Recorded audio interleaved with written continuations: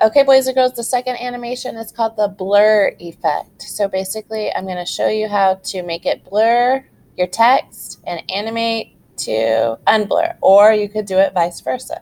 Make it clear and then blur it. Right, so the next thing we're going to do is create a new layer by clicking the new layer button. We want to stay organized, so rename your layers. This will be my blur 2. Enter.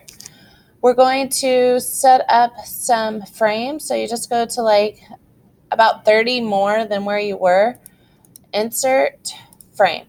Okay, and now we want to insert a keyframe. We're going to stair step each animation so that they're not playing right on top of each other. Okay, so we're going to insert a frame here, and then we're going to insert a keyframe there. We want to put text in that keyframe. This is blur 2 for me. And we're going to do something a little bit different than the classic tween. We're going to add the effect before first. Okay, so with the direct selection tool, we can center it.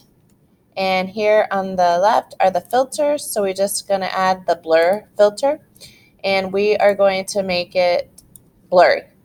Drag it all the way to the right until it's really blurry.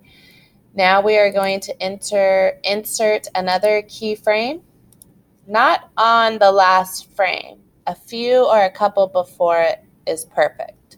And then we are going to create classic tween. And if you notice, it is blurry. So where do we want it to unblur?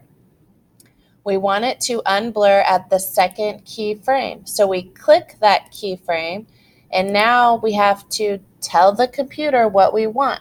So click the second keyframe. We don't see the properties, so we click off and we click back on.